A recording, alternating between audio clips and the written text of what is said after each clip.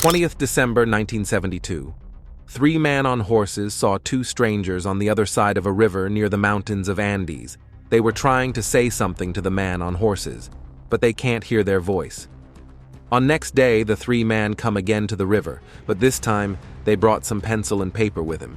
He attached the paper and pen to a stone with thread and threw it on the other side of the river. The two strangers write something on the paper, and then they again threw it to the people on horses. When they opened it, this was written, "We have came from a plane that crashed in the mountains, from over 61 kilometers away from here. We have been walking for 10 days in search of population. The plane was crashed 2 months ago, and we need help." After reading this, the three men were shocked. Now let's come to the main question. Who were these two strangers, and from where did they come? Let's go back in time and find out the mystery of this crash. Hello, friends. The 12th of October, 1972. A small chartered aircraft took off from Uruguay, South America. This aircraft was going to Santiago, the capital of Chile, carrying some rugby players, tall and broad. There were 45 passengers in total. Some of the players' family and friends had tagged along. This flight was not going to be long. Usually, it takes only 3 hours to go from Uruguay to Santiago. But on the way, you come across the huge Andes Mountains. The Andes mountain range in South America is the world's longest mountain range. Other than the Himalayan mountains, the highest mountains are found here. These beautiful mountains become devastating for the passengers in our story. That day, on 12th of October, there was a storm in the mountains, because of which the plane couldn't keep flying. The pilots then decided to stop midway and try to fly again the next day. The plane landed in Mendoza, Argentina, for the night. The next day, on October 13th, the plane took off again at 2:18 p.m. The pilots ensured that the weather had cleared up, so it was a smooth sailing flight for the next hour. At 3:21 p.m., the pilots start descending the plane. The plane was quite close to Santiago, but was still in the mountains, since there are high mountains right next to the city. While descending, suddenly there was terrible turbulence. The plane started shaking horizontally. Around this time, clouds gathered around the plane. Nothing was visible except the clouds. Suddenly, the alarms in the plane went off and the warning lights began to flash. No one could understand why. The rugby players in the passenger seats weren't scared. They didn't take this turbulence seriously. Amid jokes, a passenger looked out of the window and saw the clouds clearing up. But then he noticed that they were perilously close to a mountain. As soon as the aircraft moved out of the clouds, the pilots realized that they were moving towards a huge rock. Immediately, in a panic, they tried to lift the plane up. The aircraft's ground collision alarm was ringing loudly. Pilots put in maximum power into gaining altitude to fly over the mountains safely. But unfortunately, it was too late. The rear of the aircraft collided with the mountain while going up. The entire rear portion of the plane separated. The 2 rows of seats at the back literally flew out of the plane. 3 passengers flew away with it and disappeared. The plane kept flying upwards for a few more seconds, but then suddenly, it started to fall down. After a few seconds, another collision happened. The left wing of the plane broke. Some more passengers flew out of the plane and fell down. Now only the front portion of the plane remained, and it fell into a glacier. It slid down the glacier at a speed of 350 km/h, and finally, it crashed after dropping 700 meters. Everything in the plane was destroyed. The passenger seats were torn apart from the base of the plane. The cockpit of the plane was completely crushed, and the pilots were killed immediately. This aircraft lay broken on an unknown mountain in the Andes at a height of 3,570 meters. Surprisingly, out of the 45 people on board, 33 were still alive. They had somehow survived this crash. The problem was that many of them were injured, and no one knew where they were stuck. It was later found that this plane was 80 kilometers off from its planned route, and this painful story of survival had just begun, friends. Neither of those people could have imagined at that time, nor you can imagine now, what happened to these survivors next. This is the heart-wrenching story of Uruguayan Air Force Flight 571. Let's know about it in today's video. Okay, so right after this crash, there were two survivors who weren't seriously injured. First, 19-year-old Roberto Canessa, and the other, 20-year-old Gustavo Zerbino. Since both of them were medical students, they immediately started checking who was alive and how to help the injured. They saw that many passengers had suffered severe injuries. One of them was 23-year-old Fernando Parado, who was in a coma due to a skull fracture. These two medical students tried their best to help the survivors. On the other hand, within an hour of the plane's disappearance, the Chilean Air Search and Rescue Service received a notification. 4 aircraft were deployed to search for the survivors. They tried to find the crash site from dusk till night, but unfortunately, they didn't find anything. The rescue service officers concluded after hearing the radio transmissions that the aircraft must have crashed in a remote and inaccessible area. The problem was that the aircraft was white in color, and it had crashed in a place where there was white snow and ice all around. It was very difficult to locate it in the snowy mountains. On the night of 13th October, the remaining passengers were very hopeful. They hoped that if they would somehow spend a night there and find a way to escape the cold, then someone would find them the next day. 5 injured passengers couldn't survive that snowy night. The number of survivors fell from 33 to 28. These survivors used the remaining body of the plane as a shelter. They used luggage, seats, and snow to close the rear of the plane so that they could stay warm inside.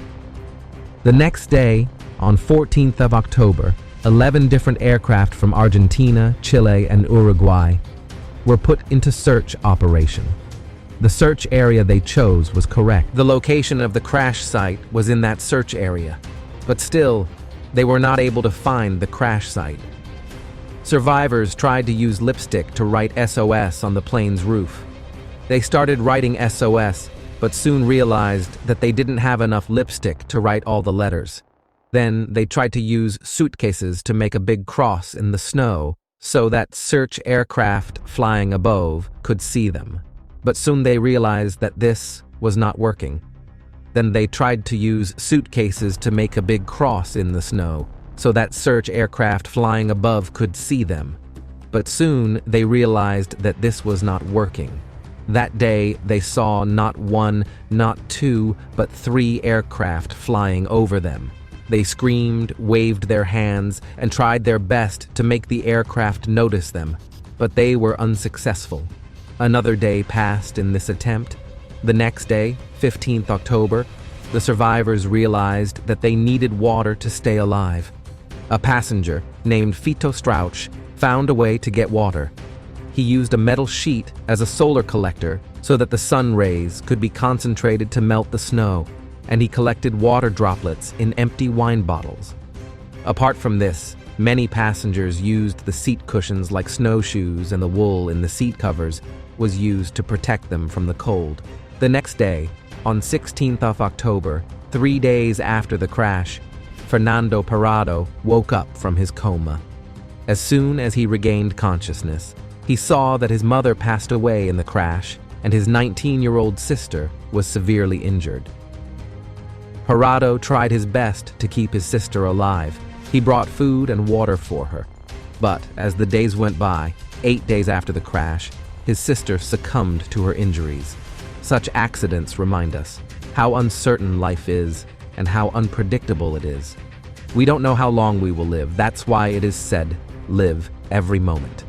Live every day, every moment in your life. Now, let's get back to the topic. Most of the passengers were from coastal areas. Before this, they had never seen snow. And now, suddenly, in the cold of 30 degrees Celsius, at such a high altitude without proper food and water, they were somehow surviving. In these bad conditions, there was another problem: snow blindness.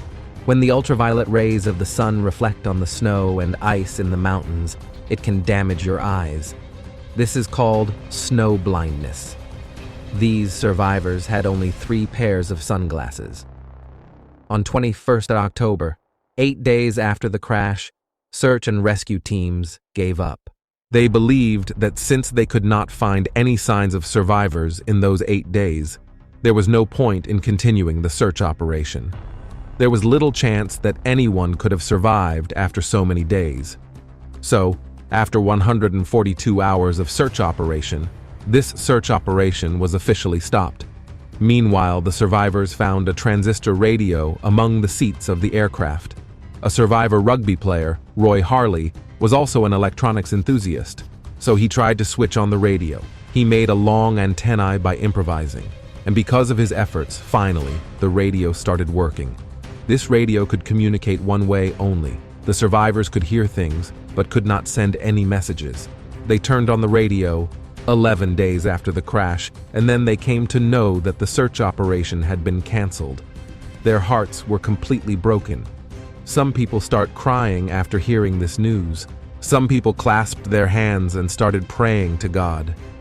Feeling that their world is alive and they consider you dead, Fernando Parado was the only one who did not react much after hearing this news, because he was planning something else. By the 11th day, survivors were running out of food. They didn't have much to begin with.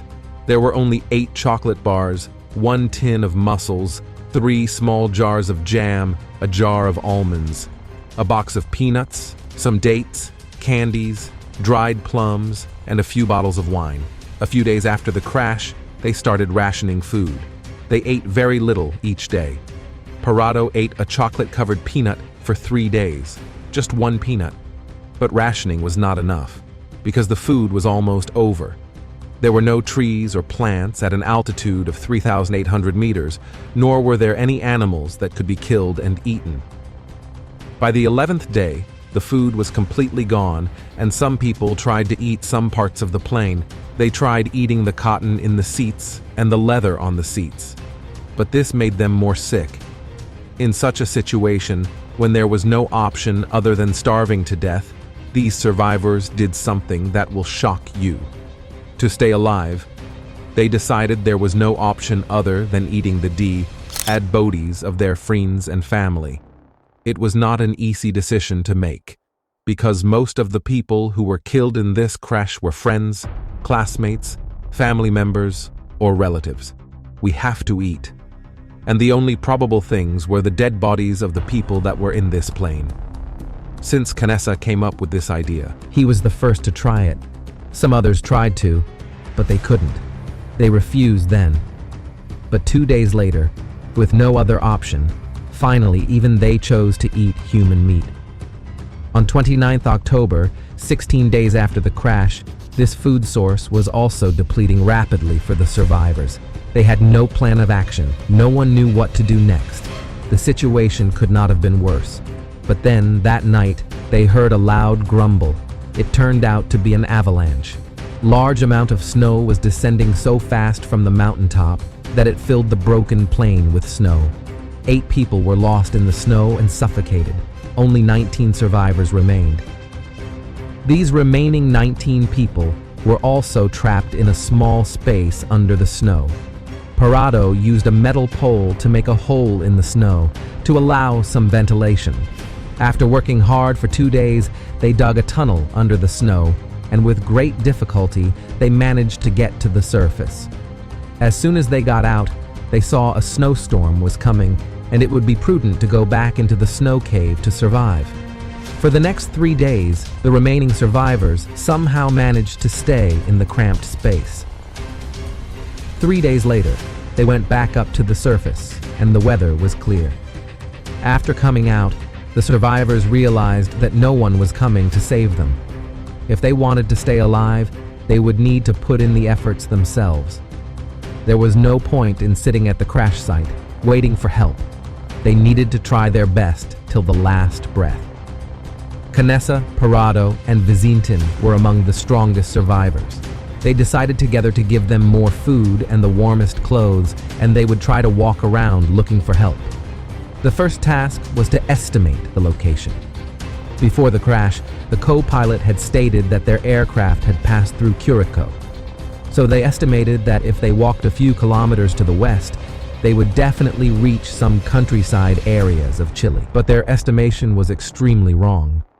Actually, the co-pilot didn't know where he was taking the plane.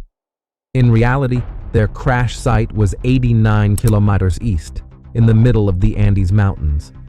Still, unaware of this, they rested for a few days to build up their energy. On November 15th, 33 days after the crash, these three people set out to find help. After traveling for hours towards the east, they found the rear piece of their aircraft. It was the part of the plane that had broken apart first. Inside it, they found many suitcases, boxes of chocolates, 3 meat patties, a bottle of rum, extra clothes, comic books, and some medicines. And along with this, they found the aircraft's two-way radio system. A radio that can not only facilitate incoming communication, but can also send messages. They decided to spend the night there. The next day of the expedition, they walk a little further east, but after discussing it, they believed that they should try to turn on the aircraft's radio. They decided to get some batteries out of the main body of the aircraft and then try to start the radio. They would be able to send out an SOS call. They found 24 kilowatt batteries in the tail section, but it was very heavy. They could not carry it back to the main body crash site. So they decided to try to turn it on right there. They went back and took the help of Roy Harley, the one who had some knowledge of electronics, but unfortunately, this plan didn't work. The thing was that the aircraft's electrical system worked with a 115V AC, and their battery was a 24V DC. They had no means to connect them. They tried their best to start the radio for a few days, but soon realized that there was no other way. To survive, they now had to start walking westwards. On 11th December, 59 days after the crash, an avalanche hit. 3 more survivors were killed in it. Only 16 remained. To climb the mountains in the west, they needed a way to sleep at night. How could they survive the cold nights of 30 degrees Celsius? Among the survivors was an 18-year-old boy, Carlos Miguel Rodriguez. He remembered that his mother had taught him to sew with needles. He was carrying his needles and sewing kit with him. His idea was to stitch different pieces of clothing to make a big sleeping bag. I had the idea that with the insulation, you can make a sleeping bag, but I not only had the idea, I made it myself. They did this. The next day, December 12th, 2 months had passed since the day this crash happened. These 3 brave men, Parado, Canessa, and Vizintin, set out without any mountaineering gear to climb the glacier. The only certain thing was to the west was Chile. Going westward meant that they would have to climb the mountain first before going down. They still believed that they were only a few kilometers away, so they hoped that they would find help by walking for 2 to 3 days. So they packed a 3-day supply of meat. And you can imagine, without any skill, without any training, you're like a child. You are confronted with a snowstorm. You try to go straight up. You might be using your hands and your feet. You're slipping and sliding. And with every step and you go up, you slide back half a step. To protect himself against the cold, Parado wore 3 pairs of jeans. He was also wearing 3 sweaters on top of his t-shirt and 4 pairs of socks on his feet. He was also wearing a plastic shopping bag over the socks. The cold was so bad. They had no technical gear, no map, no compass, and no climbing experience. And at this height, the air gets quite thin and one starts feeling the lack of oxygen. But despite that, they kept moving forward towards the mountain. The sleeping bag they had stitched was useful at night. During the day, they kept moving forward, taking slow steps. The 3 of them, in that one sleeping bag, slept as close to each other as possible, and as soon as the sun rose, they started walking. Gradually, they kept moving forward together. The 2nd day, the 3rd day, and on the morning of the 4th day, they realized that their estimation was grossly wrong. Ahead They could see no end to their journey. Because they had little to no food, Vizintin decided to return to the crash site, and only the other two would go ahead so that less food was needed. On 15th of December, Vizintin started going back, which was easier because it was all downhill. He used an aircraft seat as a sleigh, and within an hour he reached the crash site. It took them 3 days to climb this mountain, but in just 1 hour, he was back at the crash site. Parado and Canessa kept climbing the mountain.